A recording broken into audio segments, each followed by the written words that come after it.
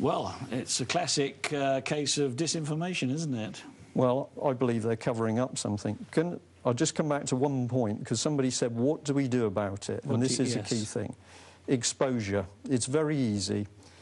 Write letters, freedom of information requests to your local council, police force, hospital, and ask how much they've spent on common purpose, and ask for a copy of the invoices, which you are lawfully and legally entitled to do. OK. Do they have to tell you who's taken the course? Well, in fact, they won't. You will find that when you get documents back, all the names are blanked out, as are details of the meetings. Again, if you go on my website, CP Exposed, you can see the real documents, and you can see large areas of text redacted, blacked out. OK. I've got a question here from Ryan in Luton.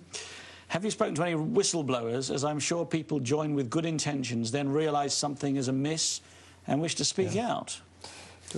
Well, the answer is yes, and I think this is a very good point. We've had a lot of people contact us as a result of the website, and indeed articles that we've put in the UK column. I'll hold that up, the UK column. Yeah, lots of copies of that everywhere. Okay. And they tell stories. They'll tell stories about strange things happening in their organisation. Some people say they've done the course, and some are quite rude. They think it's rubbish. But other people have told us about seeing changes in people close to them. So one man talked about seeing his wife change, her personality changed after she'd done common purpose training.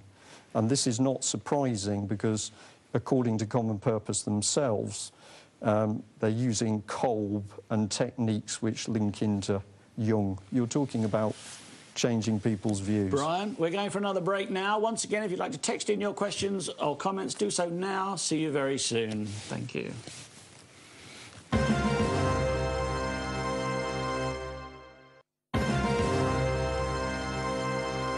Welcome back to On the Edge with me, Theo Chalmers, and my special guest, Brian Gerrish, who's talking about common purpose. I'd just like to say, if common purpose would like a right of reply at some future time, I'm very happy to offer it to them. Brian, I'm going to read you a couple of quick texts here. Frank Thomas in Newport Gwent, are we talking about a poor man's Illuminati? If so, where are the aliens? Keep up the good work. Thank you. Whatever that means. I'm not sure what that question means. OK. Mick Milton Keynes, what is Brian's view on lawful rebellion? Well, where we're heading to at the moment, and I'll make a statement, I believe this, as an ex-military person, we are heading towards a vicious police state. And at the moment, we know that our politicians are not working for us. We certainly know the House of Lords is not working for us, because they are working for profit. And we need to do something to stop the slide into a police state. And lawful rebellion is taking action within the law in order to stop that situation. But it's time people got off their bottoms to do something to shout and stop what is happening. It's very serious what's started to happen in this country. OK, well, that's pretty powerful stuff. I'm going to read you one more text, and then we're going to go back to discussing the main issue here. Yeah. Sorry to text again. I take it this is from the lady who was a nurse working in a hospital. She says, people in the NHS are terrified to speak out, even though money isn't getting to patient care. What can one person do to get others to speak? Well, this is a very typical comment. We get a lot of calls and emails ourselves saying this. Our organisation isn't working, whether it's a university or a hospital or a school. And if you speak out about what's actually happening, fraud, corruption, bullying, you get victimised. And what you need to do is join in with other people. So have a look at the British Constitution group. That's the bcgroup.org.uk website, which is actually talking about lawful rebellion. We had a superb conference in Stoke this Saturday just gone. There was 500 people there, and we were talking about the state of the nation. So we talked about what was happening with the Constitution, the police state, we talked about common purpose, and we actually talked about child snatching. And I can tell you the response from that audience was fantastic. So don't try and fight it on your own, because you get picked off. Join in with other people. And what we have said is that the aim is definitely no violence. Very, very important, this. And what you do has to be inside the law. The government at the moment, in my professional opinion, if I'm allowed to say it like that, the next step is to increase the financial collapse, and then they are going to foment violence on the streets. And that violence on the streets will be used to trigger the enactment of all of the anti-terrorism legislation, and you are going to be in a police state. So the last thing we need is violence, and I say this to every audience, whether it's to political groups or whether I'm talking to Muslim groups. We are all in this together, and it's very, very important.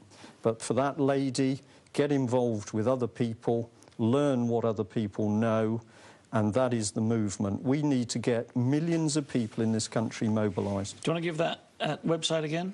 Yeah, it's www.thebcgroup, BC is for British Constitution, thebcgroup.org.uk. .org.uk. Yeah. OK, I want to ask you about the Media Standards Trust. Well, I'm delighted that you've brought that in, because I wonder how many of the viewers will know that the Media Standards Trust exists.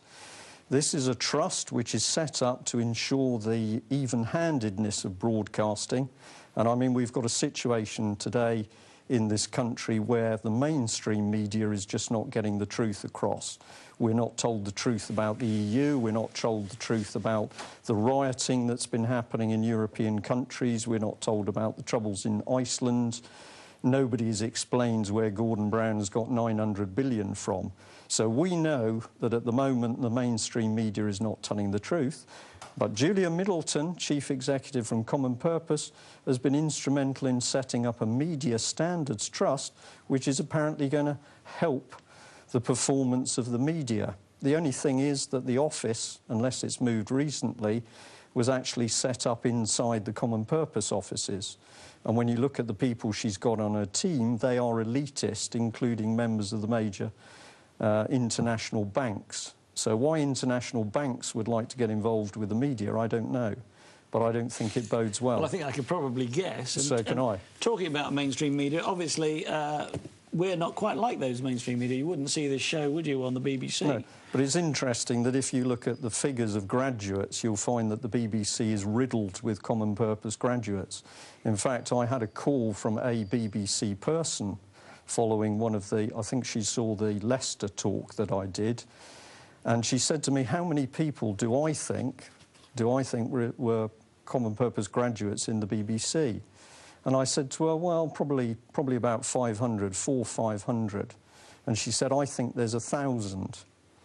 Now, if there's 1,000 and they've paid £3,500 plus VAT... Of our money? That's a lot of viewers' licence fees for a charity. Well, Julia Middleton takes £80,000 or £90,000 out of that. She's, I believe, earning that sort of money.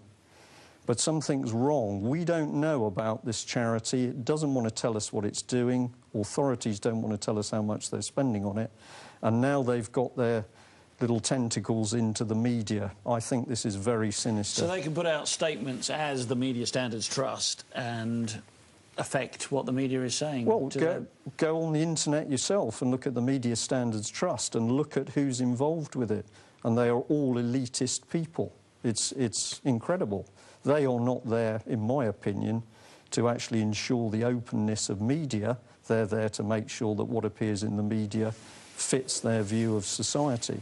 OK, well, Jim from Larne, who texted us earlier, I believe, Excuse me, says, have you ever asked your MP to raise the common purpose issue in Parliament?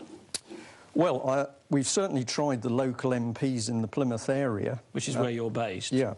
Mr Gary Streeter got very hot under the collar and didn't want to say whether he was involved in common purpose or not, although he did eventually send me a letter